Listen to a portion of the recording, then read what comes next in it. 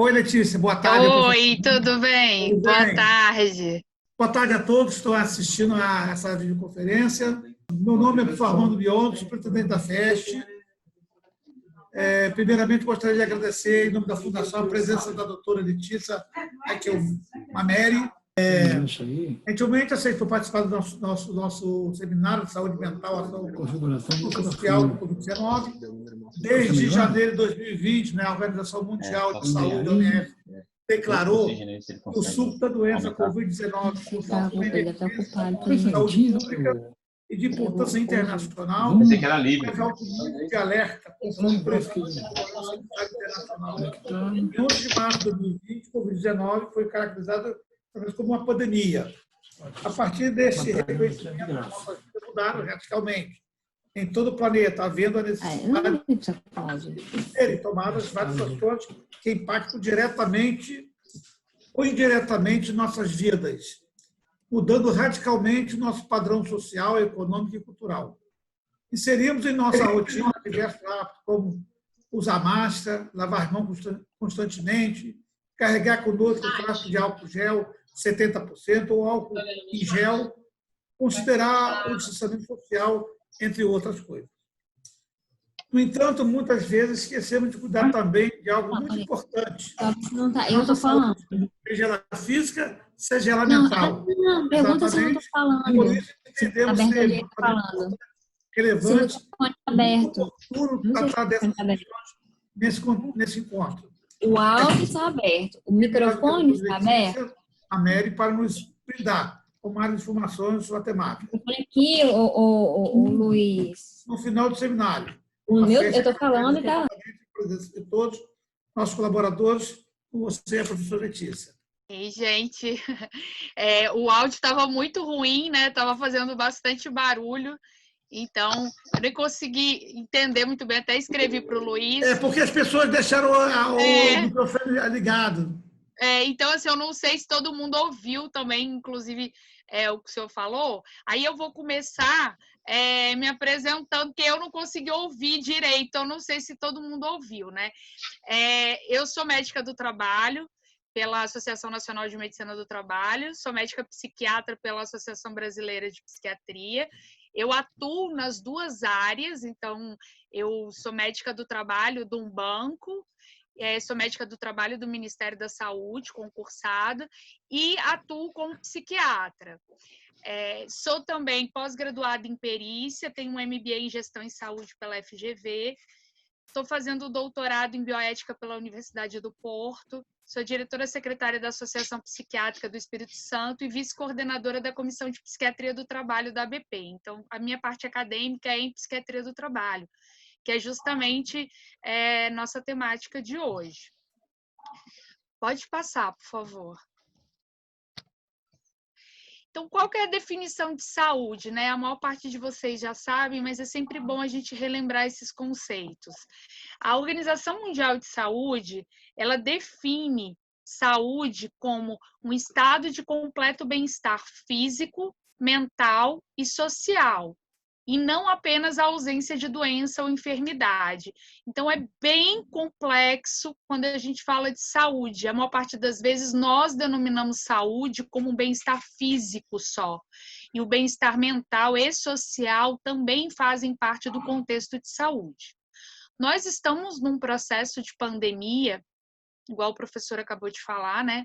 Que é um processo muito delicado em todas essas esferas. Tem um problema social muito grande, inerente a essas pandemias, um impacto socioeconômico imenso a nível mundial. Nós temos um problema físico muito grande e nós temos a questão mental que a gente precisa falar sobre, porque a perspectiva é que o adoecimento mental ele tem um impacto na população mundial muito maior do que o impacto do próprio vírus. Próximo. Essas questões de hábitos saudáveis, de qualidade de vida, de corpo, de mente, essas questões são questões universais. Elas não são só porque nós estamos em Covid, né? Elas já eram dessa forma, então a gente já falava da questão de reservar um tempo para curtir a vida e a convivência com os outros, agora da mesma forma, só que a gente tem que adaptar essa situação que a gente vive, viver momentos em família, também fazer as adaptações, praticar atividade física, alimentação saudável, ter um limite. Então, é importante a gente conseguir saber que a gente tem um limite, tem que ter um limite. Não ter vergonha de buscar ajuda profissional quando for necessário, dormir bem. E a questão dos laços de amizade é o que a gente chama de apoio social. Então, mesmo em distanciamento social, nós precisamos manter o nosso apoio social. Próximo. Então, só para a gente fazer um brainstorm sobre Covid, né? Uma coisa assim, bem ampla, a maior parte de vocês eu acredito que já tem essas informações.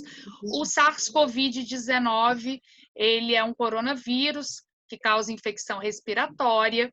Os sinais clínicos são muito semelhantes de qualquer outra virose por influenza, tosse, febre, coriza, igual uma gripe. O contágio é feito de pessoa por pessoa, por ar ou gotículas. O período de incubação de 2 a 14 dias, normalmente uma média de 7 dias. A maior prevenção que a gente tem hoje ainda é o isolamento social, porque nós não temos vacina. Então, toda doença infecciosa que a gente não tem vacina, o isolamento acaba sendo a principal forma de prevenção. O diagnóstico é feito por testes, né, ou teste PCR ou teste sorológico. O tratamento é sintomático, é hidratação, hospital, é esperar o quadro passar, assim como qualquer outra virose. Ela tem uma característica muito imunológica e, com isso, cria grupos que têm um risco maior, como idosos, como hipertensos, fumantes, obesos, justamente por essa característica imunológica importante que o Covid tem.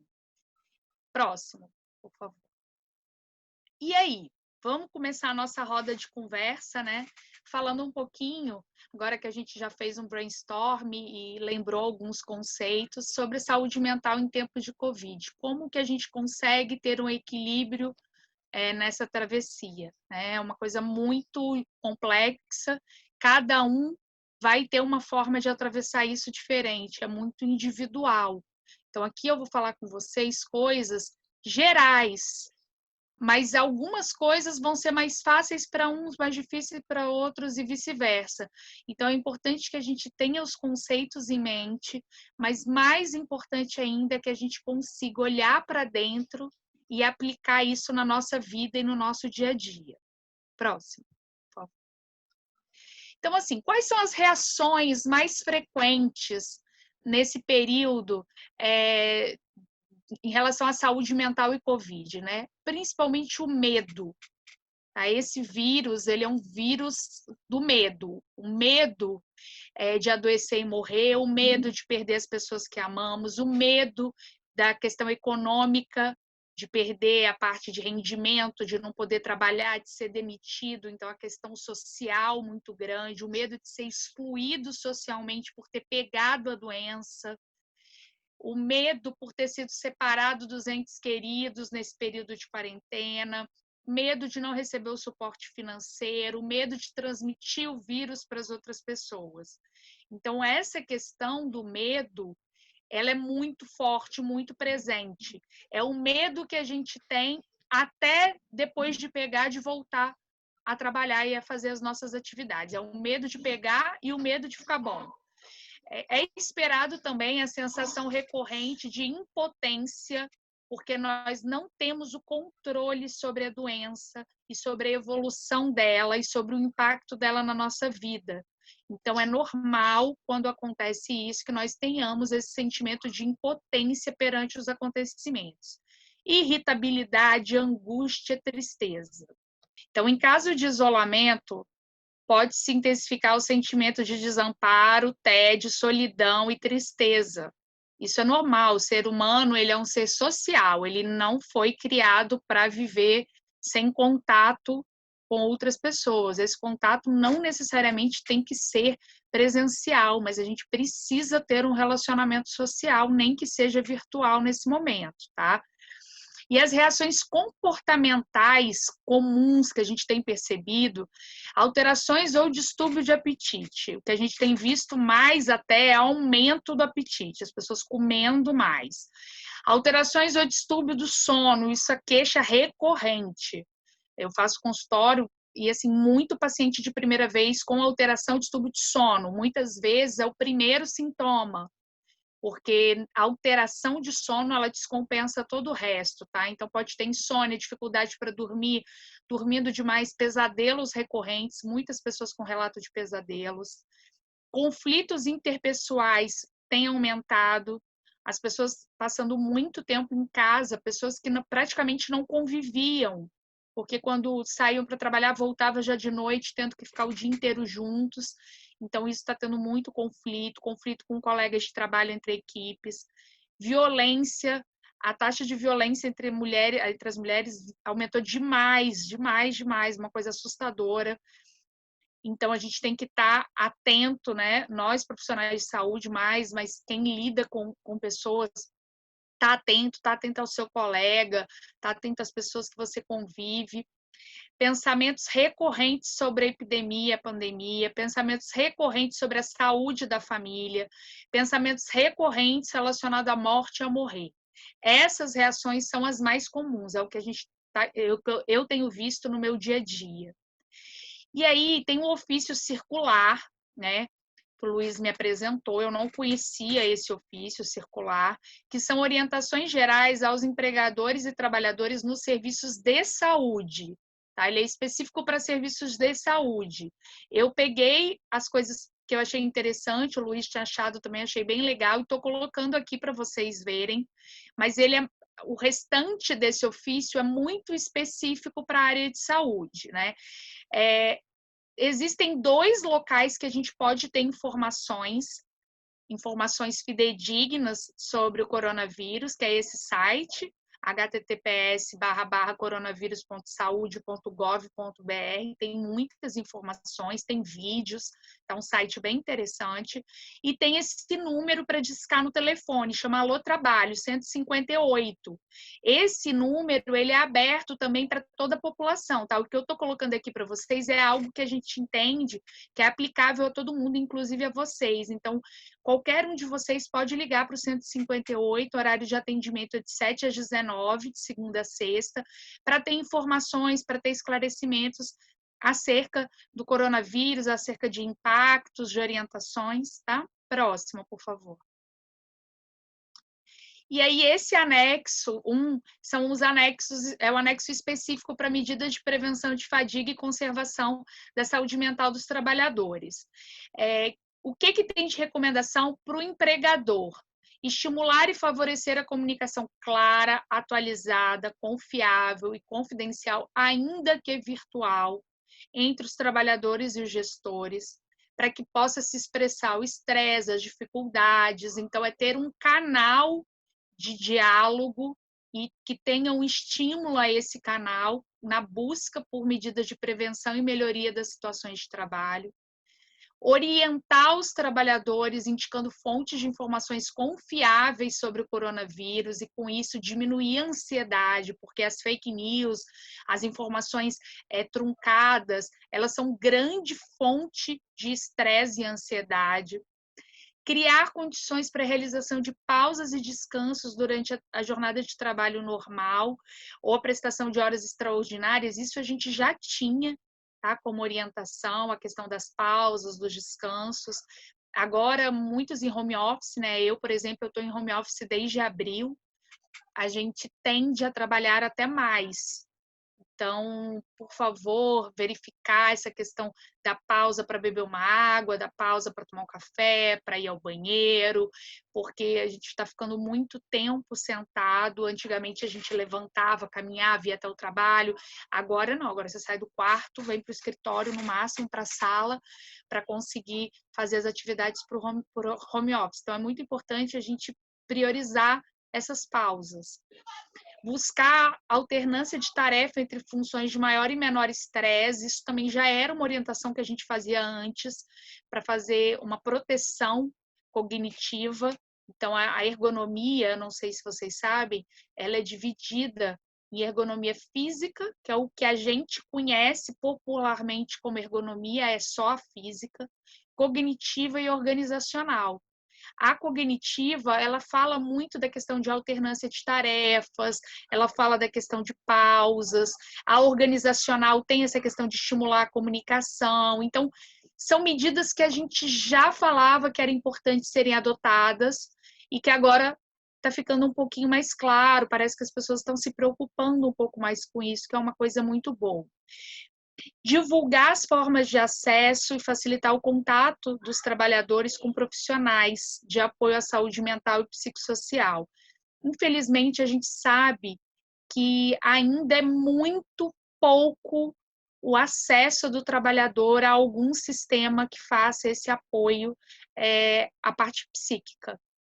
Então, infelizmente, é importante que tenha, a gente sabe que é importante, mas não existem muitos serviços estruturados para isso, tá? Luiz, não está em isso, melhorou. Então, quais são as estratégias, né, de cuidado psíquico que essas situações de pandemia, elas impactam, né? O que é recomendado para que a gente faça?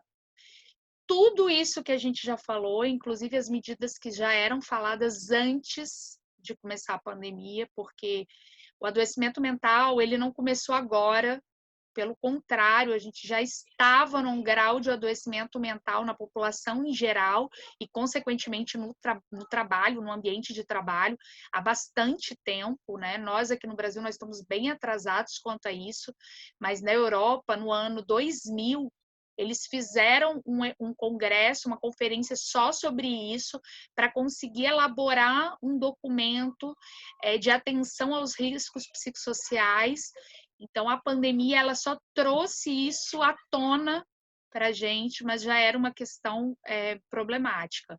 Então, o que a gente precisa reconhecer, avaliar para conseguir se prevenir e se proteger, né?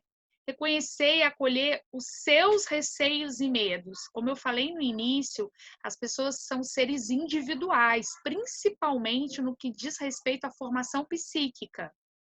É mais fácil eu falar que um coração é parecido com o outro do que a mente ou que a forma de pensar das pessoas, tá?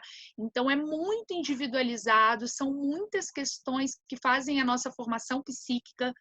Então, questões desde a parte genética, como foi na gestação, tipo de parto, infância. Então, é de uma complexidade absoluta, assim, enorme, a forma do ser humano pensar e processar as informações, né? O nosso cérebro, ele é um computador e o processamento das informações, não existe ninguém que processe igual ao outro. Então, essas questões, elas são importantes. A gente entender que o que funciona para mim, muito provavelmente não vai funcionar para o meu marido, não vai funcionar para as minhas filhas, não vai funcionar para o meu colega de trabalho. Então, se o outro está tendo uma dificuldade que eu não tenho, eu preciso respeitar isso também. Eu preciso reconhecer e acolher os meus receios e os meus medos, preciso procurar as pessoas para conversar e eu preciso, como ser que está fazendo uma escuta de alguém, estar aberto para entender que o sofrimento do outro é legítimo, que não é porque eu não sofro que ele não está sofrendo. Retomar estratégias e ferramentas de cuidado que alguma vez, em algum momento de crise, já tenha usado. Então, nós sabemos o que é melhor para a gente ou não é, porque já passamos por outras situações. Então, retomar isso, tentar retomar e adaptar essa situação que a gente vive hoje. Investir em exercícios e ações que auxiliem na redução do nível de estresse. Então, o que a gente usa para reduzir o nível de estresse? A gente pode usar meditação, leitura, exercício de respiração, atividade física, espiritualidade, terapia. Então, cada pessoa tem algo que faz ou que pode tentar fazer para conseguir diminuir esse nível de estresse. E isso é importantíssimo, porque o estresse, ele interfere na produção do hormônio chamado cortisol. O cortisol, ele é o corticoide, que a gente fala, já tomei corticoide, já tomei... O corticoide é o cortisol sintético que a gente compra. E o cortisol, ele controla a maior parte das coisas do nosso corpo, principalmente o nosso sistema imunológico. Então, se eu fico com um nível de estresse muito alto e fico com um quadro de ansiedade descompensado, a chance de eu estar com o meu sistema imunológico pior para combater o vírus, caso eu contraia o vírus, é muito maior. Então, eu preciso estar bem do ponto de vista mental também, para que o meu sistema imunológico esteja competente para lutar contra essas infecções.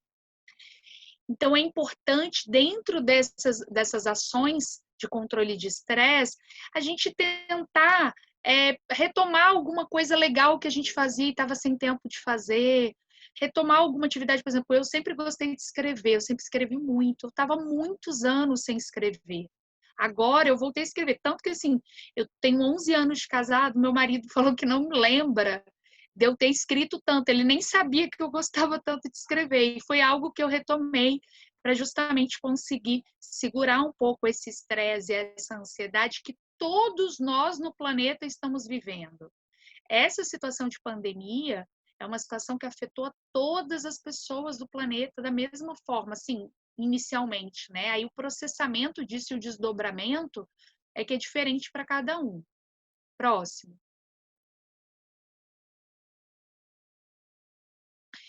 Então, se você estiver trabalhando durante a epidemia, ficar atento às necessidades básicas, que é aquilo que a gente já falou, pausas durante o trabalho, tentar arrumar um trabalho calmo e relaxante, para tentar, um local calmo e relaxante, fazer essa pausa de turnos, essa diferença entre na hora que eu estou trabalhando, na hora que eu saio do trabalho.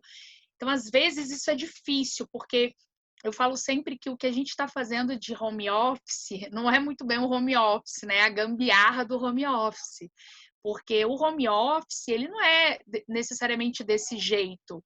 Eu estou em home office completamente improvisada, né? Agora eu estou um pouco mais adaptada pelo tempo, mas quando eu vim em home office, eu fiquei 15 dias sem ter acesso ao sistema do banco, com 2 crianças de 6 anos tendo aula, tendo que cuidar de tudo, da casa, da limpeza, de tudo. Então, isso é uma situação muito específica, muito particular. Então, dentro desse caos que está instalado, é tentar um local mais calmo, um local mais relaxante, é tentar, dentro do que está difícil, ter um olhar um pouco mais positivo sobre as coisas. Tentar manter a rede socioafetiva. Eu percebi o quanto que a rede socioafetiva era importante quando, no meio dessa situação, eu tive uma semana de férias no banco. Foi o pior tempo que eu tive na pandemia. Eu achei que ia ser ótimo. Eu ia ficar uma semana sem fazer absolutamente nada. E foi muito ruim, porque eu percebi que o apoio social que eu tenho hoje é o meu trabalho. É o local que eu convivo com as pessoas.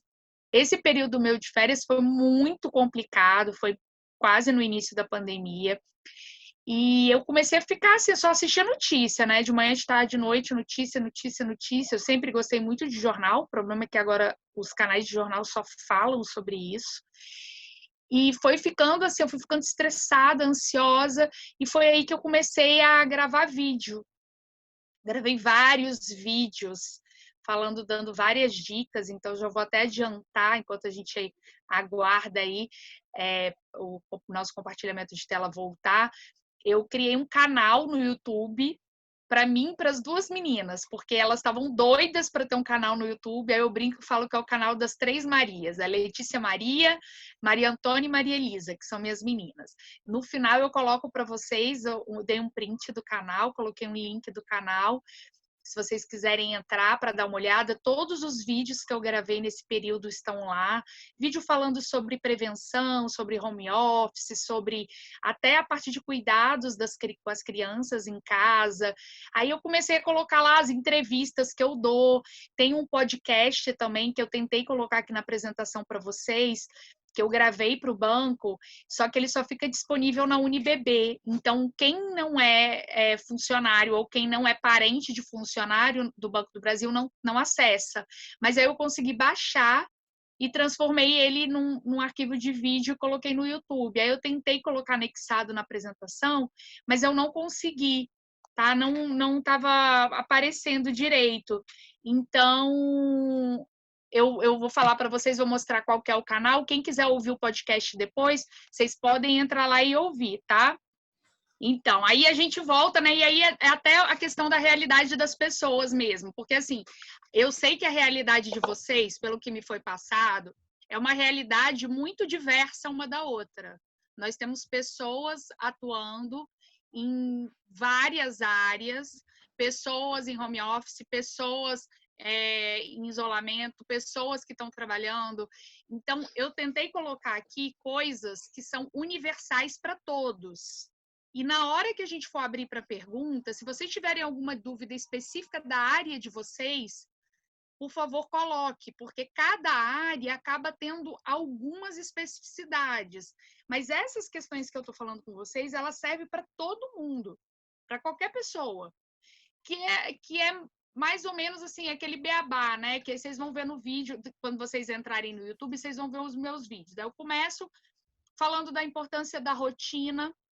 Então, como a rotina é importante, e aí eu vou explicando passo a passo da questão da rotina, que é isso que eu já falei aqui para vocês, atividade física, um local de trabalho adequado, dormir bem, então ter um horário para dormir, ter um horário para acordar. E aí, dentro do trabalho, fazer essas pausas, arrumar uma condição de se relacionar com seus colegas. Então, essas questões, elas entram muito dentro de rotina. O ser humano, ele é movido à rotina. Mesmo quem não gosta de rotina, tem a rotina de não ter rotina. Então, é muito importante isso, fazer essas divisões, tá?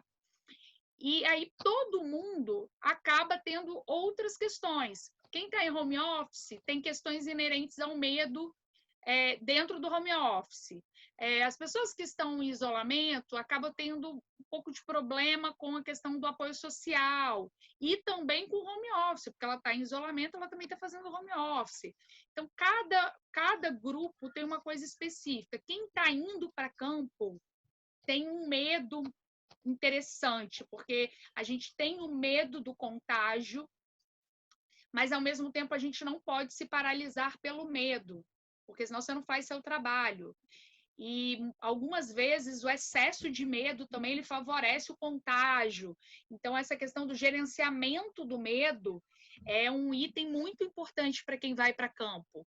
E aí eu recomendo para vocês, porque aqui a gente vai falar um pouco de medo, mas como eu não consegui do podcast passar, a gente não vai conseguir esmiuçar muito. Eu vou recomendar para vocês depois darem um pulo lá no canal e assistirem o podcast que eu gravei de medo. Vocês imaginam, esse podcast ele foi gravado e foi disponibilizado para todos os funcionários do Banco do Brasil inteiro.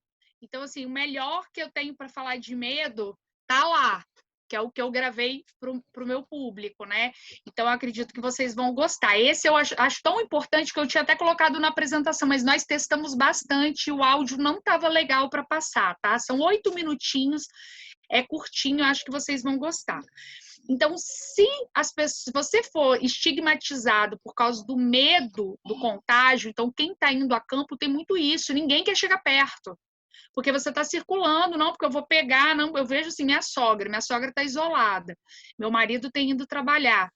Nossa, minha sogra, ela não quer nem ver o meu marido, ele é filho único, o único filho dela, de tanto medo que ela está de pegar alguma coisa dele.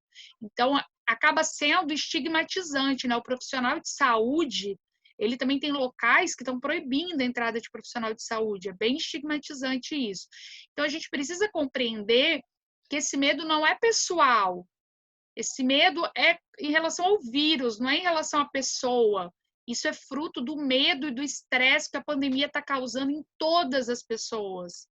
Então, se a gente tiver esse problema, se a gente estiver percebendo isso, estiver se sentindo estigmatizado, conversar com superiores, conversar com os colegas, para tentar ver uma forma de driblar isso, porque essa sensação de estigma é uma sensação muito ruim. Investir e estimular ações compartilhadas de cuidado. Então, ações solidárias, cuidado familiar, tudo que a gente faz voluntário, todo cuidado que a gente dá para o outro, ele dá uma sensação muito boa. Então, no meu caso, por exemplo, esse momento de estar falando com vocês é algo que faz muito bem para mim. É uma estratégia minha também. É poder cuidar das outras pessoas. Eu me sinto cuidando de vocês de alguma forma. Então, essa é uma estratégia que eu uso. Reenquadrar os planos e estratégias de vida de forma a seguir produzindo planos de forma adaptada às condições. Vou dar um exemplo para vocês. Eu tinha atividade científica para apresentar em congressos no Brasil, marcadas até para o final do ano. Todo mês eu tinha um congresso que eu ia viajar para apresentar. Uma mesa redonda, um curso. Foi tudo desmarcado. Tudo. Eu estou com um congresso ainda com coisa marcada para outubro, mas mesmo assim cogita-se que ele vai ser cancelado, que é o Congresso Brasileiro de Psiquiatria. O restante foi todo desmarcado. E aí o que eu fiz? Eu doida para produzir, para fazer alguma coisa, eu comecei a produzir artigo científico, reportagem, vídeo. Então, essas questões do plano, artigo de livro, esses planos e estratégia de vida, a gente precisa readaptar, gente, porque não vai passar. O vírus não vai passar, vocês sabem disso. A gente vai esperar vir uma vacina que vai dar uma proteção para a gente. Agora, o vírus ele não vai ser erradicado no Brasil agora. Então, a gente vai ter que conviver com ele. A gente vai precisar refazer os nossos planos, as nossas estratégias de vida, contando com a presença dele entre nós. Vai ser inevitável. Manter ativa a rede socioafetiva. Isso é de uma importância impressionante. A minha família, por parte de mãe, não é uma família muito grande e é uma família muito espalhada. A família da minha mãe é de Manaus, eu tenho uma tia que mora no interior do Rio, eu tenho um primo que mora em São Paulo, tenho um pouco que mora aqui, eu tô com a minha irmã, com meu sobrinho. A gente tá numa situação com todo mundo muito espalhado. Aí eu peguei, tinha aniversário de um primo meu dia 6 agora e o do outro era dia 7. Eu falei, quer saber? Vou fazer uma reunião no Zoom para a gente poder fazer o aniversário. Eu já tinha participado de 3 festas de aniversário pelo Zoom. 2 festas infantis e uma da minha filhada, 19 anos. Aí eu fui, criei uma sala, chamei todo mundo, convidei todo mundo, com uns 2, 3 dias de antecedência, liguei no iFood para um local que vendia bolo, comprei um bolo, e nós fizemos 40 minutos de reunião. Gente, aquilo foi tão bom. Minha avó, tadinha, que está isolada, que já é idosa, ela ficou sentadinha na cadeira, interagindo com todo mundo, uma coisa tão simples. E que eu não tinha feito com a minha família ainda. Então, se você não fez isso com a sua família, te proponho a fazer. É muito legal, vale a pena. É meio estranho, a gente acaba ficando relutante porque é estranho, mas é gostoso. Dá para matar um pouquinho da saudade. Depois a gente sente mais saudade, mas dá para matar um pouquinho da saudade. Evitar o uso do tabaco, álcool e outras drogas para lidar com as emoções nesse momento. Infelizmente, o índice de consumo de álcool aumentou demais, demais, demais, demais. Eu tenho pacientes que aumentaram muito a ingesta alcoólica nesse período. E o álcool, ele traz vários problemas, mas um deles é a superficialização do sono. Então, apesar do álcool muitas vezes ajudar a dormir, o sono é muito superficial, ele não é um sono reparador. Então, prejudicando o sono, lembra que eu falei que o sono era uma das coisas mais importantes? Prejudicando o sono, a gente prejudica tudo. Então, é muito importante que a gente consiga controlar. O cigarro, por sua vez, já foi mostrado que os fumantes têm uma taxa de óbito muito maior do que os não fumantes em relação ao coronavírus. Então, principalmente o álcool e o tabaco, as outras drogas, a gente nem precisa falar, né? A gente já tinha uma política nova de álcool e droga em vigor, bem mais rígida, porque os danos são imensos. Principalmente dessas drogas que são colocadas como drogas boas, né? Não existe. A maconha ela é uma droga que causa surtos psicóticos e nós, psiquiatras, pegamos isso no consultório. Então, às vezes a gente ouve a pessoa falar, mas eu tenho um monte de amigo, eu conheço um monte de gente, ninguém teve nada. Não teve porque o que teve está inválido. O que teve foi para o consultório e está sendo tratado, está com quadro de esquizofrenia, porque ela favorece esses quadros psicóticos. Então, muito cuidado, não existe nada inócuo, tá? As pesquisas relacionadas à maconha, elas estão em progressão, são compostos muito específicos que são isolados, então não é a maconha fumada. Então isso é uma coisa que vale a pena a gente frisar, porque a epidemia de surtos psicóticos com essa popularização da utilização da maconha está sendo imensa. Eu estou pegando demais no consultório, é direto, tá? Então não é lenda, é verdade mesmo. Buscar um profissional de saúde quando as estratégias utilizadas não estiverem sendo suficientes. Eu vou mostrar para vocês quando vocês devem procurar. Buscar fontes confiáveis de informação. Então, entra no site da Organização Mundial da Saúde, eu coloquei no final uma série de referências bibliográficas de sites com informações fidedignas para vocês entrarem, tá? Reduzir o tempo assistindo essas coberturas midiáticas, igual eu falei para vocês, fiquei uma semana assistindo jornal, quase fiquei maluca. Compartilhar as ações e estratégias de cuidado e solidariedade, a fim de aumentar a sensação de pertença e conforto social. Então, para vocês verem como é importante essa questão do cuidado com o outro, da sensação de pertencimento.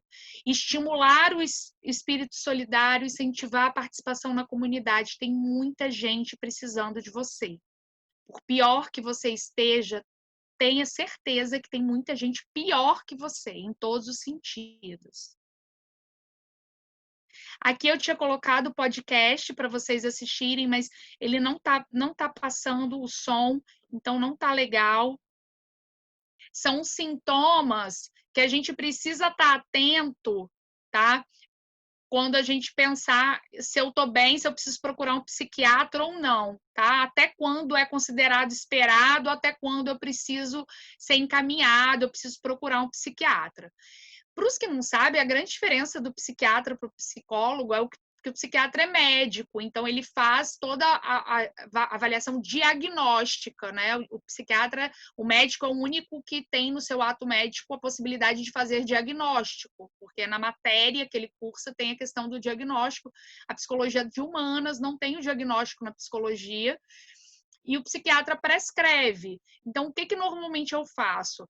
Eu consulto o paciente, eu vejo se precisa de medicação, eu prescrevo e eu prescrevo a psicoterapia.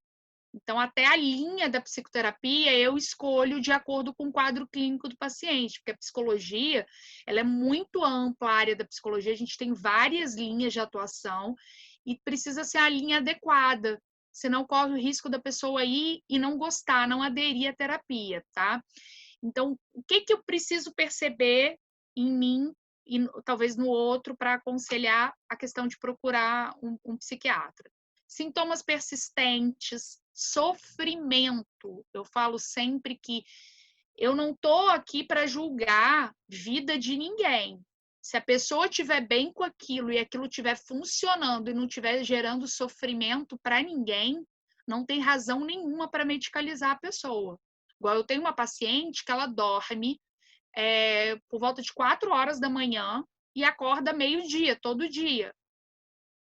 E se sente bem, descansada, ela não tem problema familiar com isso, o marido aceita. Eu vou medicar essa pessoa para trazer o sono dela para mais cedo. Se ela está super adaptada, se ela não tem nenhuma repercussão, não tem razão. Agora, se ela falasse para mim, olha, eu gosto de dormir esse horário, mas isso me dá um problema familiar incrível, porque eu não consigo. Aí é outra coisa, aí eu tenho sofrimento, tá, gente? Todas as complicações associadas, conduta suicida, comprometimento do funcionamento social, dificuldade na vida familiar, social, no trabalho, problema com alcoolismo e outras dependências, e os quadros, principalmente de quem já tem diagnóstico e está percebendo que isso está piorando. Então, eu já tenho uma depressão e trato, estou percebendo que eu não estou bem. Eu tenho um quadro psicótico, eu tenho um quadro de ansiedade, então são quadros graves. Eu tenho um transtorno bipolar e estou percebendo que eu não estou bem. O paciente, depois que ele tem um quadro há algum tempo, ele passa a ter percepção se ele está melhor ou não. Então, com certeza, quem já tem, já trata, tem que ficar atento na piora do quadro. Essa é uma época que a gente costuma fazer ajuste de medicação, ajuste de dose, tá? Essas são as referências bibliográficas que eu usei, os sites, tá? Depois, se vocês quiserem, eu posso disponibilizar a aula em PDF para vocês.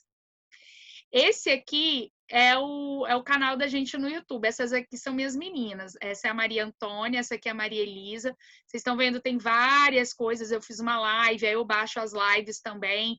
Tem vários vídeos, tem até vídeos delas cozinhando. Acho que vocês vão se divertir, tá? Aqui são os meus contatos. Esse aqui é o meu Insta, esse aqui é o meu Face, esse aqui é o telefone do consultório e esse aqui é o meu e-mail.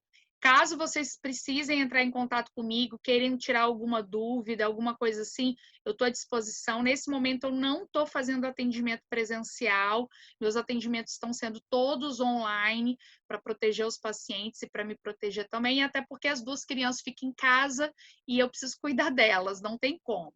Então, eu encerro a minha aula por aqui, eu vou deixar essa tela aqui como fundo de tela. E agora, Luiz, eu tinha pensado em abrir as perguntas, né, para as pessoas poderem falar dos casos práticos de cada um, e aí a gente poder atuar orientando caso a caso. O que vocês acham?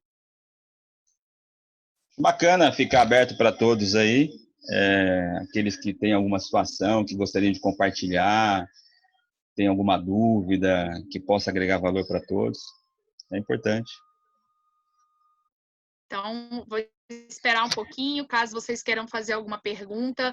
Pode ser que agora não surjam as perguntas, mas vocês processem essas informações e tenham dúvida depois, por isso que eu quis deixar meus contatos. Pode mandar mensagem pelo Insta, pode mandar mensagem pelo Face, pode mandar e-mail, porque às vezes a questão da saúde mental ela é assim mesmo, ela demora um pouquinho para as pessoas irem processando de um para um. Às vezes, Luiz, você já quer fazer alguma pergunta. Tem alguma coisa que eu não abordei, que você acha que seja importante falar, alguma coisa assim? A preocupação maior está relacionada às pessoas que estão em isolamento. Por exemplo, a gente sabe que todos têm problemas familiares, questão profissional, questão financeira, como você colocou.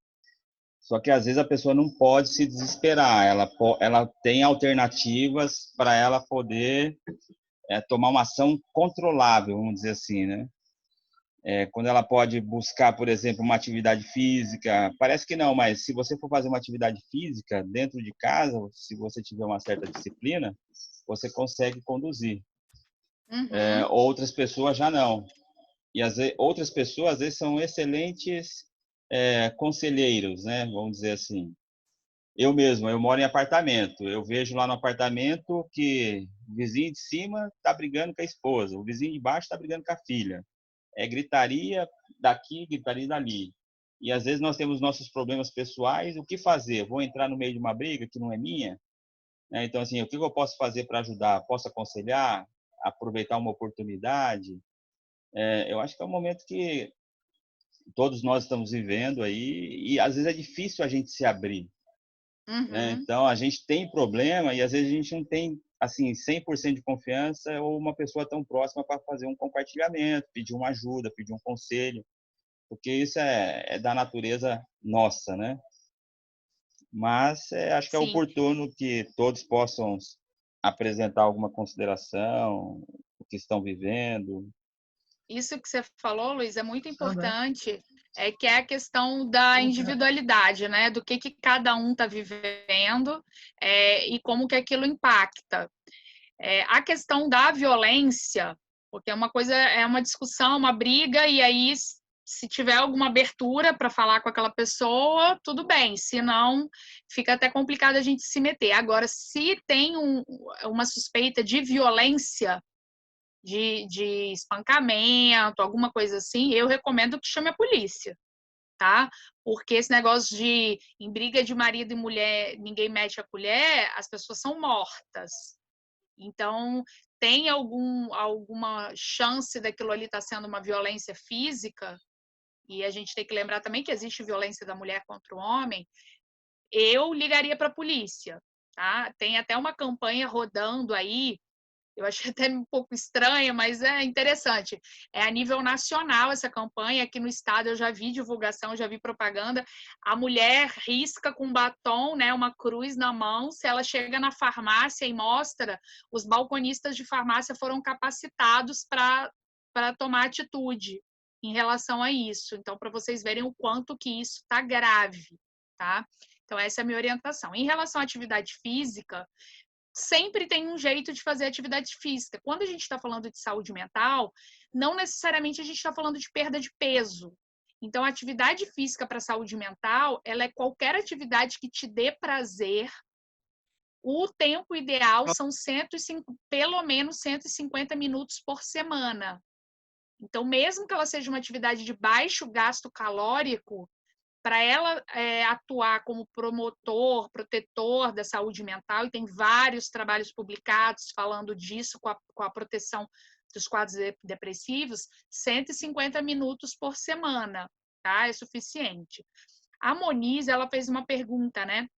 Que eu falei que o medo pode aumentar o risco de ser contaminado. Então, eu vou falar rapidinho em relação a isso, né? Por que pode aumentar? E aí reafirmo a questão de vocês ouvirem depois o podcast, que tá bem legal. O medo, ele é apresentado de várias formas, né? A negação, ela é um reflexo do medo. Então, tem muita gente aí que está andando sem máscara, que não limpa nada, e dessa forma, ele está aumentando o risco de se contaminar e de contaminar os outros. Então, a pessoa fica com tanto medo, tanto medo, tanto medo, que ela nega que aquilo existe. Nós estamos em franca pandemia no mundo inteiro e tem gente que fala que não é nada. Então, isso também pode ser um reflexo de medo, tá? Moniz, deixa eu ver aqui agora a Senimara. O que a empresa pode fazer para ajudar os funcionários no retorno das atividades? Aquilo que a gente falou da nota técnica, que é para o pessoal da saúde, mas que eu entendo que serve bem para as outras áreas. Claro que cada área vai ter sua particularidade, mas tem algumas coisas que são básicas. Então, ter um canal aberto com os funcionários, disponibilizar o máximo de coisas que a gente já coloca, né, como proteção, álcool, limpeza, dependendo do lugar, aqueles negócios de acrílico, quando se faz atendimento ao público. Então, assim, limpeza de ar-condicionado, todas essas questões que a gente já coloca no geral. Então, é muito importante que no local de trabalho isso esteja sendo feito, tá? E é importante que a gente tenha um canal de conversa. As pessoas, elas têm que falar o medo delas. Por exemplo, vou dar um exemplo prático para vocês. Eu tenho uma funcionária que pegou Covid, melhorou do Covid, mas descompensou um outro quadro nela, quadro pulmonar. Ela está bem, ficou afastada pelo INSS, está ótima, vai voltar a trabalhar. Só que ela está com medo. Eu sei que ela está com medo. Eu sei que ela está com medo. Ah, mas ela já pegou, não vai pegar de novo. A gente não sabe como que é a imunidade do Covid ainda. A gente não pode falar que quem pegou não vai pegar de novo. E ela tá com medo. E eu acho que o medo dela é válido. Ela passou isso, ela externou isso, ela conseguiu falar sobre isso. Eu entrei em contato com o gerente dela e falei, olha, eu acho que fulano, a gente podia segurar ela em home office pelo menos um mês, para ela conseguir superar isso melhor. E aí, nesse período, eu vou fazer esse trabalho com ela, para ver se ela vai tirando um pouco esse medo e consegue voltar. Então, isso é uma ajuda da empresa para os funcionários. Então, cada empresa vai ter suas capacidades de ajuda, cada função vai ter uma necessidade.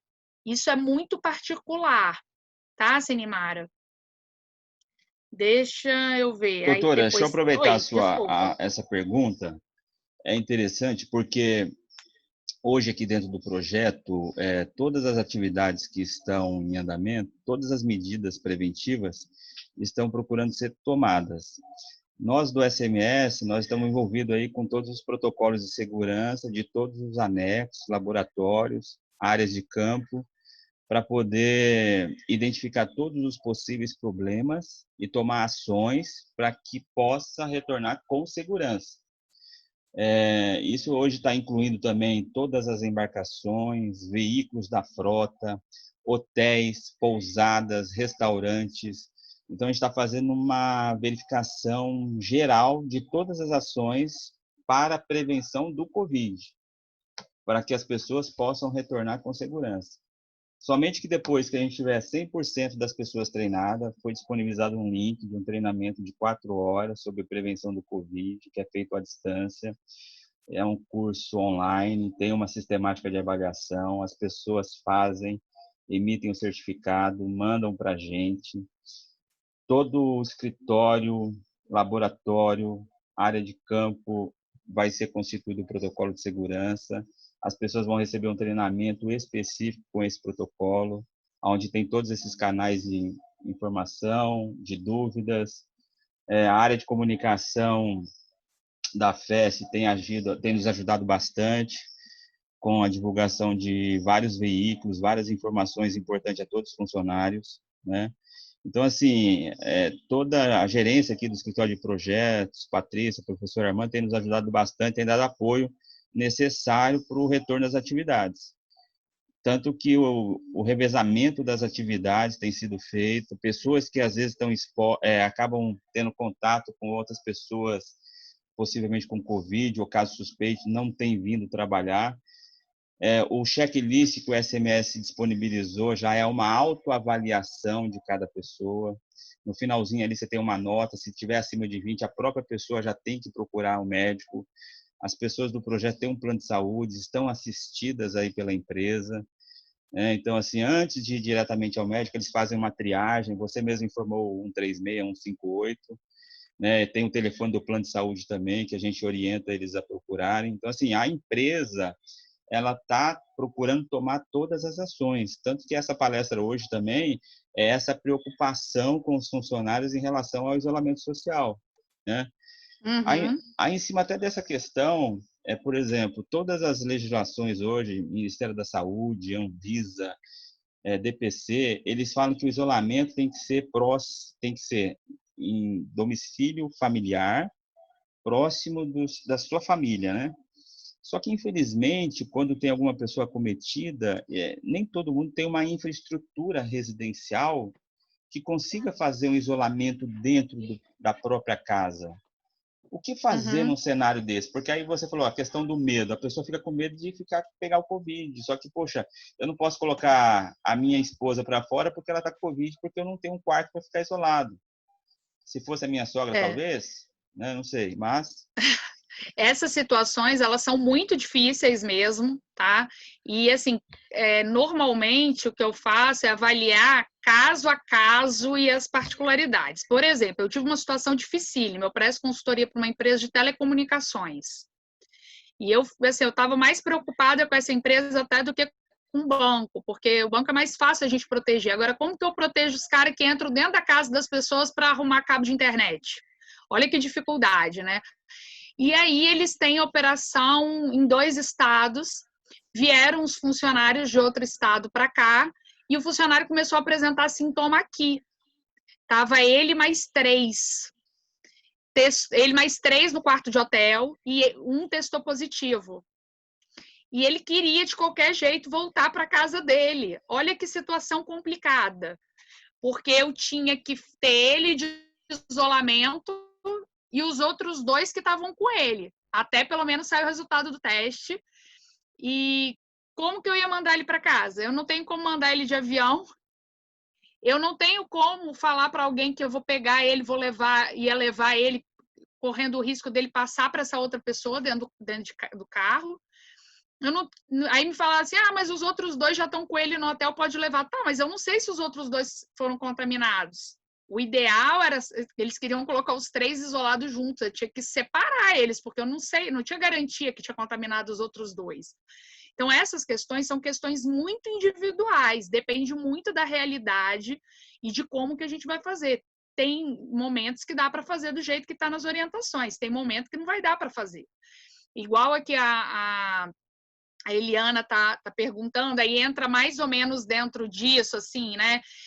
7 pessoas na mesma casa, idades diferentes, de 1 ano a 65 anos, um trabalhando, outro não. Aí, nesse caso, eu não tenho efetivamente alguém contaminado. É o que eu estou entendendo. O que o Luiz tinha falado para mim, eu entendi que tinha alguém contaminado. Nesse caso aqui, Eliana, eu estou entendendo que não tem ninguém contaminado, você só tem o risco. Aí, eu sou um pouco controversa, assim, eu questiono algumas coisas. Nós já estamos, eu estou em isolamento desde o dia 9 de março. Tem pessoas, a minha sogra, por exemplo, ela está em isolamento desde essa época. Que pessoa que consegue ficar sozinha, um idoso, sozinho, nesse período todo, tipo, dentro de um quarto dentro de casa? A pessoa vai morrer de outra coisa. Não vai conseguir ficar, não tem jeito.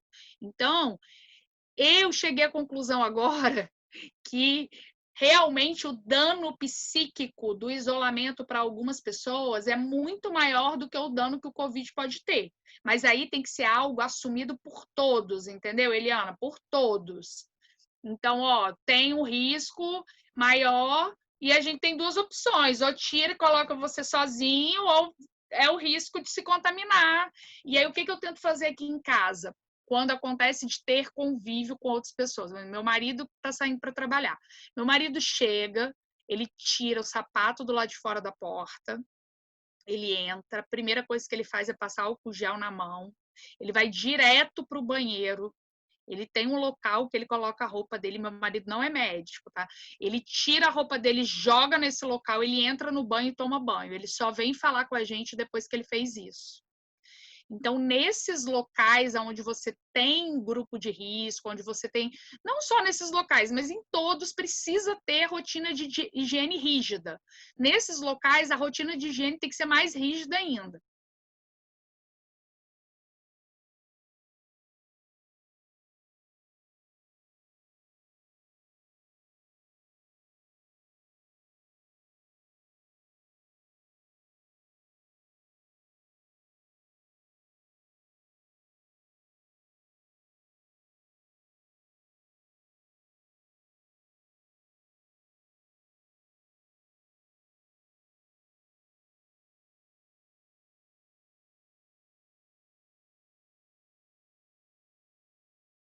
Eu sou contra deslocar a pessoa doente, porque vai deslocar a pessoa como? A pessoa está passando mal, ela vai pegar o carro sozinha dirigindo.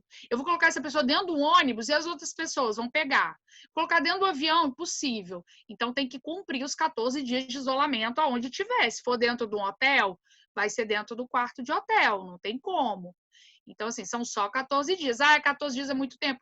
Mas é o que tem que ser, não tem outra opção, tá? Deixa eu ver aqui. Welton.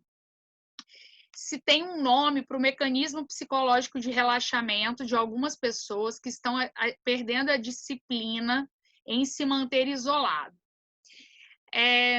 Nome, eu não sei te falar, Welton, se já nomearam isso, tá? Não sei te falar. Eu acho que o que está acontecendo, e por incrível que pareça, eu não sei se todos que estão assistindo são do Espírito Santo, mas assim, por incrível que pareça, aqui no Espírito Santo, a gente agiu, eu acho que a gente agiu certo. A gente não teve um isolamento total, mas com o isolamento que a gente teve, a gente conseguiu ir imunizando as pessoas, meio assim, de forma meio que gradual. Então, comparado aos outros estados, nós tivemos estados que fizeram lockdown total. Agora, tem um monte de gente se contraindo, está fazendo pico de doença. Então, não é que eu ache que tem que parar o isolamento, não, tá? Mas eu acho que as pessoas precisam seguir a vida delas. Então, eu preciso me adaptar para essa situação e fazer o máximo de isolamento social possível. Tá? Se eu não conseguir fazer um isolamento total, que eu faça o máximo possível. Não vou para a praia final de semana, entendeu? Esse tipo de coisa, eu acho que é muito, sei lá, negação, talvez. Está mais para uma negação, Elton. Eu acho que seria mais uma negação. Cada um vai te dar uma resposta. Se você for perguntar um por um, cada um vai falar, não acredito, eu tô ficando doido, eu prefiro vir do que ficar doido. Então, tem todas essas questões. Em relação a isolamento e procrastinação, não tem... Procrastinação é você empurrar as coisas para fazer depois, né? Não tem relação, mas as pessoas podem... Quem procrastina tem sempre uma desculpa para procrastinar. Então, o isolamento pode estar sendo desculpa de procrastinação de muitas pessoas. E não deve ser. Eu consigo fazer praticamente tudo. Eu vou falar para vocês até que eu acho que eu faço mais coisa em isolamento do que eu fazia antes. Então, não tem razão para procrastinar. Tem coisas que efetivamente não tem como ser feitas, mas é porque o modelo que foi desenhado não dá para ser executado, tá? Agora, só um minutinho, gente. Coisas de home office. Tem que pagar e eu já liguei 2 vezes, 3 vezes pro papai. Enquanto a doutora atende ali a filhinha dela. Pede para subir, pede para subir. Não, mas ainda não tá paga. Não, eu vou pagar aqui. Pode mandar subir, pode mandar subir. Desculpa, gente. Meu marido teve a brilhante ideia de sair para resolver um problema enquanto eu ia dar minha aula. Deixou as 2 crianças sozinhas, tadinha. Elas estão até se comportando bem. Então, essa questão da procrastinação, ela é isso. Não tem porquê. Então, se eu tinha uma coisa para fazer e o formato dela era um formato muito presencial, que não dá para eu administrar, eu tenho que mudar isso. A gente falou sobre isso na palestra, assim, eu preciso mudar o formato. A gente agora tem que redesenhar os processos e os planos da nossa vida. Mas o grande procrastinador vai continuar procrastinando. Doutora, aproveitar uma pergunta aqui. Se a pessoa ela já tinha um problema psicológico, um certo distúrbio... Só um segundinho. Tá. Pede para ele entregar e que eu vou pagar depois. Pronto. Tá. Desculpa.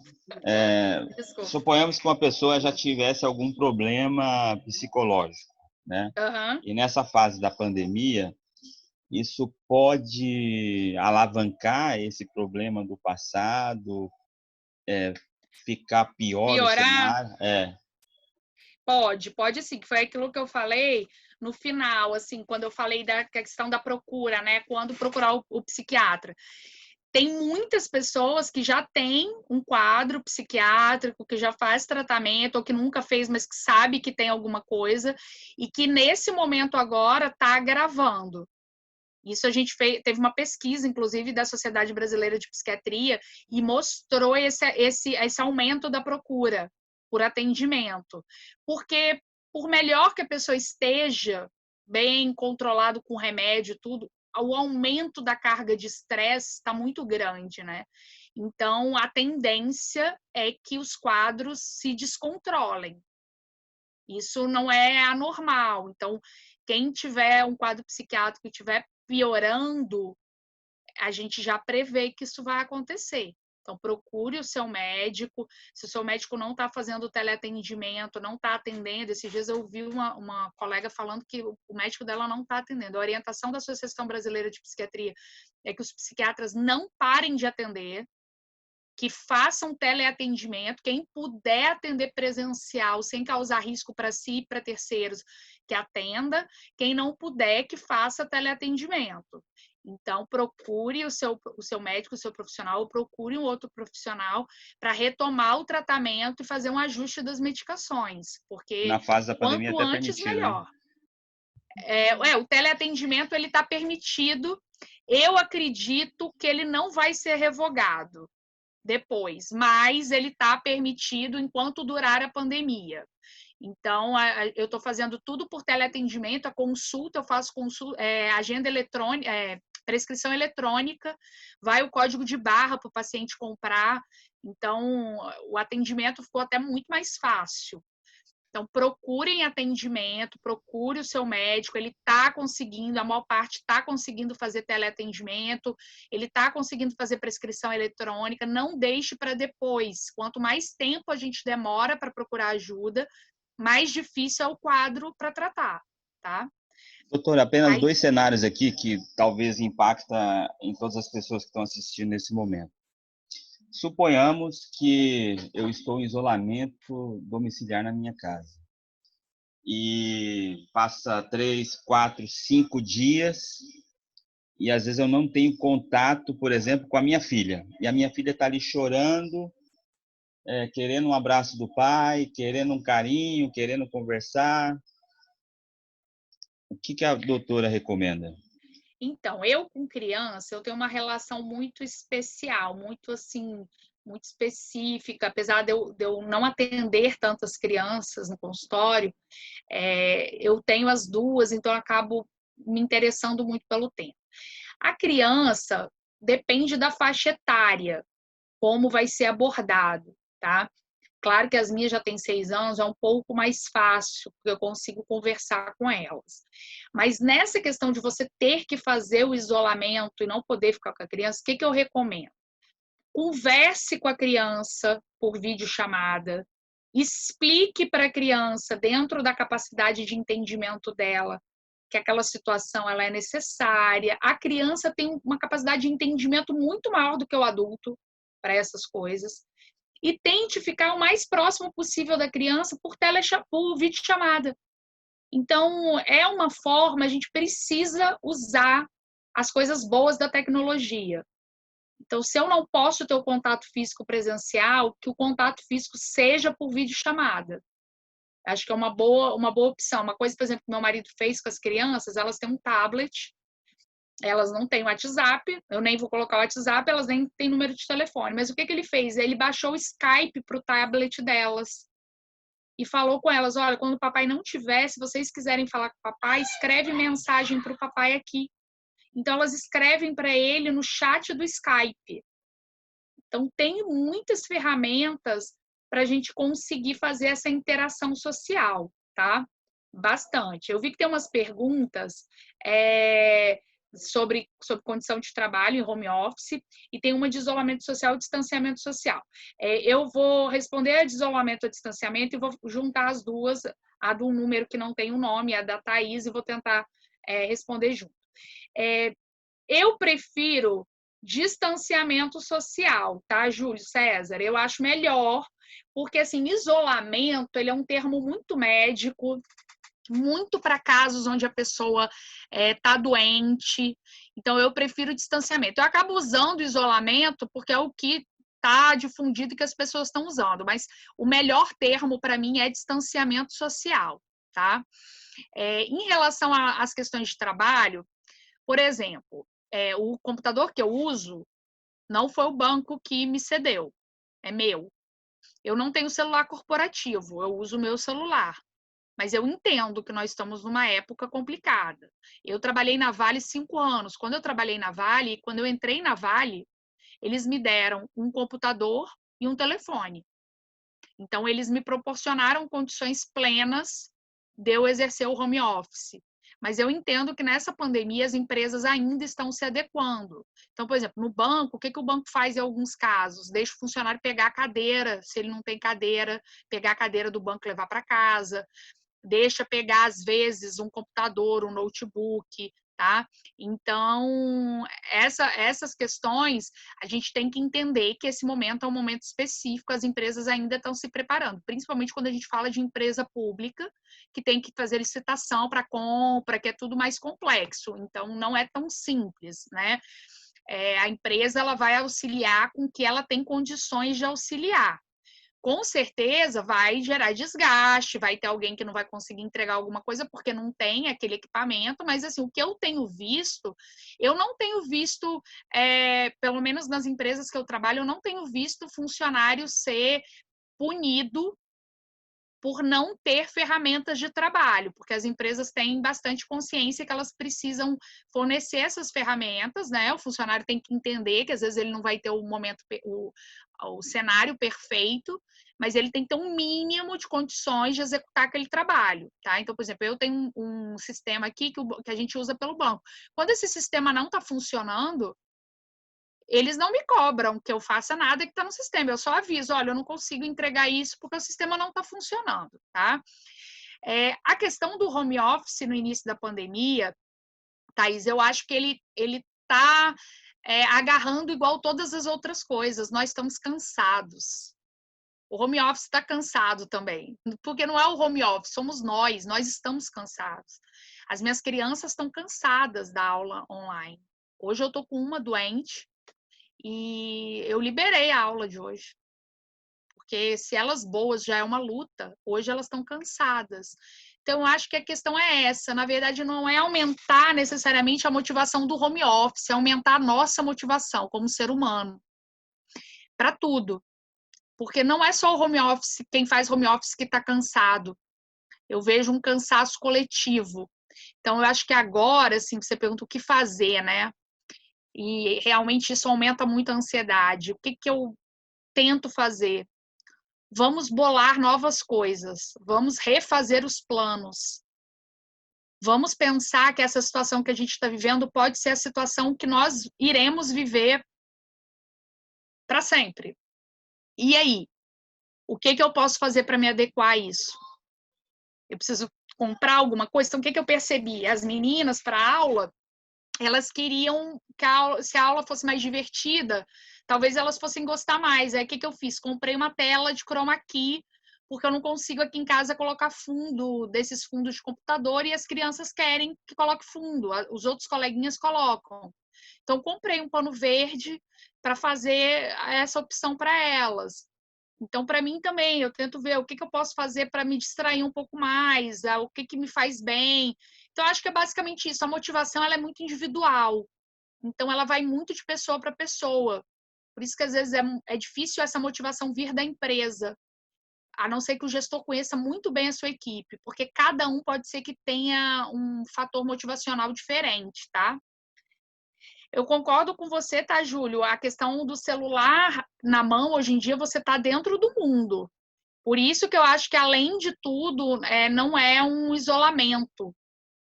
Tirando quem está em isolamento, quem está doente e não pode sair daquele lugar. Ele é proibido de sair, ele pode ser processado se ele sair, porque ele vai passar o vírus para as outras pessoas. Isso é um isolamento. O resto é distanciamento, tá? Mais alguma pergunta, gente? Consegui responder as perguntas de vocês? Mais alguma coisa, Luiz? Não, eu queria só colocar um ponto, porque essa questão da motivação é interessante, porque todos aqui nós estamos trabalhando, procurando fazer o melhor trabalho. Chega no final do mês, a gente espera o pagamento do salário para poder honrar com todos os nossos compromissos, né? E todos aqui com seus membros familiares, principalmente aqueles que são os responsáveis financeiros pela sua casa, eu acho que essa questão da motivação, às vezes a gente acaba esquecendo um pouco da gente, pensando mais nas pessoas que estão ao nosso redor. Eu moro com, por exemplo, minha esposa, minha filha e minha sogra. Só que a minha sogra é daquelas das antigas. Então eu procuro sempre fazer ela dar umas risadas, contar uma piada. Eu chego lá, dou um abraço nela, mesmo que sendo mentira, mas eu dou um abraço nela, falo que amo ela, entendeu? Procuro fazer umas brincadeiras. E às vezes entro no jogo. Então, assim, você faz o ambiente que você tá diferente. E Isso. a gente acaba se preocupando com a outra pessoa e você acaba sendo contagiado por uma atitude sua. Às vezes você não está afim de fazer nada, mas quando você começa a fazer, começa a brincar com o seu filho em casa, com a sua esposa, com o seu marido, com o sobrinho, com o primo, com a sogra, com o sogro, com o pai, com a mãe, então você acaba sendo contagiado por uma atitude, às vezes, muito simples, né? Então, assim, essa motivação, se a gente perguntar quantas pessoas você fez sorrir hoje? Isso é uma pergunta simples, né? Às vezes, o que faz a pessoa sorrir? Ah, eu converso com a pessoa todo dia, a pessoa tá com aquela cara brava. Já me falaram, eu sou uma pessoa um pouco séria, as pessoas acham que eu tenho medo porque eu sou muito bravo. Não, eu sou uma pessoa que eu sou de bem com a vida, gosto de brincar, gosto da risada, mas profissionalmente você procura seguir uma linha.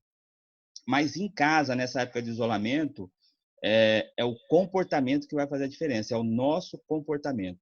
Você não pode depender da... Eu vou chegar agora em casa e esperar que a minha esposa me motive. Não, é você. É cada um de Isso vocês mesmo. que tem que motivar as pessoas que estão no seu meio. Se a gente parar agora e perguntar para o colega do seu lado aqui, onde vocês estão, quem é a pessoa mais motivada da sua equipe? Alguém vai se destacar. Se perguntar qual que é a pessoa mais calada, mais cabisbaixa da sua equipe, aquela pessoa também vai ser selecionada. Então, ou seja, a diferença em relação à motivação, isso é uma filosofia minha, tá? Eu acho que é muito individual, mas cada um pode fazer a diferença. E nessa fase da pandemia, a gente tem que lutar todo dia. Não É adianta. isso mesmo. Hoje é sexta-feira. Se fosse um dia normal, o que o pessoal ia fazer? Entendeu? Então, assim, a gente tem que ter uma alegria que às vezes a gente não tinha. A gente está tendo uma oportunidade fantástica de fazer coisas que a gente não fazia lá atrás, quando eu trabalhava todo dia, das 7 às 5, sábado, domingo e tal. Agora, será que eu consigo me reorganizar? Eu confesso, eu estou tentando perder peso. Ontem eu fui entrar na atividade física de 20 minutos. Eu consegui fazer 2, parei. Porque eu já me cansei. Não vou mentir, não. Mas é uma briga. Mas eu desisti? Não, não desisti. Eu tenho que continuar todo dia me motivando para poder motivar as pessoas que estão ao meu redor. As dificuldades, elas podem ser vistas de duas formas, né? Elas podem ser vistas só como problema ou elas podem ser vistas como oportunidades. Eu tenho uma visão também muito positiva. Entendo que o nosso cérebro ele tende a ir para a visão negativa e a gente tem que fazer esse trabalho do positivo sempre.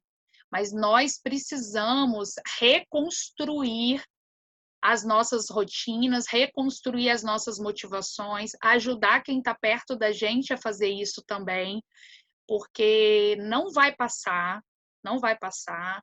A gente já está num estágio aqui no Espírito Santo meio tá começando a ficar meio equilibrado, planeando, mas assim, não vai passar, a gente vai continuar tendo caso. Enquanto a vacina não chegar, a gente vai continuar nessa situação. Então, a gente precisa se adequar da melhor maneira possível, gente, porque tem que ter fé, tem que praticar a sua fé, cada um com a sua fé. É muito importante nesse momento a questão da fé, porque eu preciso me agarrar em alguma coisa e conseguir olhar com um olhar positivo e construtivo sobre isso. Isso é muito importante. Isso que o Luiz falou é de fundamental importância. A questão da motivação, ela não é só vinculada ao trabalho, assim como o rendimento também não. A gente fica com uma questão muito ocupacional disso, mas nós temos que ter um equilíbrio. Então, rendimento e motivação, se eu não tenho isso na minha vida pessoal, vai ser difícil eu ter também no trabalho, ou às vezes eu posso não ter e jogar isso tudo para o trabalho. Então, o ideal é que seja meio que equilibrado, para eu ter um bem-estar sustentado, porque é o bem-estar que vai aumentar o rendimento e a produção no trabalho. Esse bem-estar, ele é um bem-estar que é um bem-estar geral. E o bem-estar geral das pessoas, ele tem um componente do trabalho, claro, porque é muito importante, mas ele tem vários outros componentes. Então, o mais importante é que a gente foque no melhor bem-estar para a gente e para os outros que nos cercam, não necessariamente cercar físico, né? Eu posso ter uma equipe de trabalho que está trabalhando virtualmente comigo e não é porque está virtual que deixa de cercar. O trabalho que eu faço impacta no trabalho que eles fazem também. Então, isso é uma coisa muito importante. Queria deixar assim, vocês com essa questão na cabeça, a questão do positivo. É um desafio. O que eu posso fazer de diferente? O que eu posso fazer para transformar esse momento numa oportunidade? Mesmo quem está passando pelas maiores dificuldades. É tentar olhar, o desafio é o exercício de olhar para aquela situação que a gente está e tentar ver bênçãos e oportunidades naquilo, naquele momento, naquela situação, naquelas pessoas que você está tentando conviver com mais afinco e você não convivia antes, na mudança da forma de trabalho. Para cada coisa, pelo menos negativa que você achar, tentar ver uma positiva. Vai chegar uma hora que você vai ver que tem muito mais positivo do que negativo. Mas isso é um treino. Então, também entendam que isso é um processo. Hoje você vai ter mais dificuldade para ver o positivo, amanhã você vai ter mais facilidade e assim sucessivamente, tá, gente?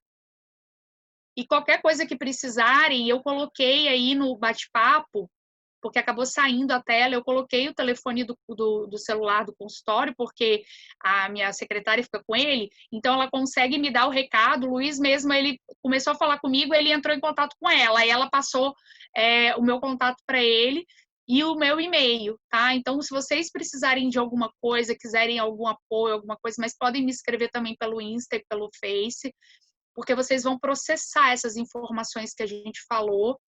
Eu quero agradecer, achei muito bacana a iniciativa da Fundação, muito legal o trabalho que vocês estão fazendo na parte de saúde e segurança. Eu me coloco à disposição, tá, para conversar com vocês sempre que vocês quiserem, grupos grandes assim ou grupos pequenos, eu estou à disposição, vai ser um prazer para mim. Como eu falei para vocês, isso é uma terapia para mim, eu gosto. Sou professora também, então eu gosto de fazer isso. Então é isso, obrigada, agradeço. Se ninguém tiver mais nenhuma pergunta, deixa eu ver, eu estou vendo que a Fernanda colocou aqui. Está utilizando de todos os recursos, que isso tudo tem ajudado, então ela está dando o depoimento dela. E é assim mesmo, tá? Fernanda, obrigada pelo seu depoimento. É assim que a gente consegue ajudar os outros. Então, quem quer começar a fazer uma yoga, fazer uma meditação, fazer algum tipo de exercício diferente, tá aí, gente, o momento é esse. O momento é esse, é o momento da gente fazer coisas que a gente não fazia há muito tempo. Eu voltei a escrever, estou feliz da vida, escrevo poesia, estou escrevendo artigo. Isso está sendo uma terapia para mim. Estou aqui conversando com vocês, estou assistindo aula, estou me capacitando. É assim, vida que segue. E até aproveitando, doutora, queria te agradecer em nome da Fundação, da FEST, em nome da Patrícia, do professor Armando, né, todo o pessoal aqui do projeto. É muito proveitoso as informações que você está passando para a gente e acaba sendo até uma questão motivacional. Por quê? Vamos fazer uma análise aqui com todos que ainda estão aí. Você está aí dedicando o seu tempo, né, para a gente, contribuindo com várias informações que está nos ajudando, né? E aí fica uma grande reflexão. O que nós estamos fazendo para motivar outras pessoas? Então, assim, o que eu posso fazer para ajudar uma pessoa, levar uma palavra amiga, levar algo que vai motivar? Isso é uma reflexão que vale para todos aqui. E nessa fase da pandemia, as informações que você apresentou aqui são, assim, muito valiosas, são riquíssimas, porque nos ajuda diretamente. Muito obrigada, viu? Obrigada. E depois, Luiz, se você puder compartilhar essa aula que eu sei que você está gravando, eu vou colocar lá no YouTube.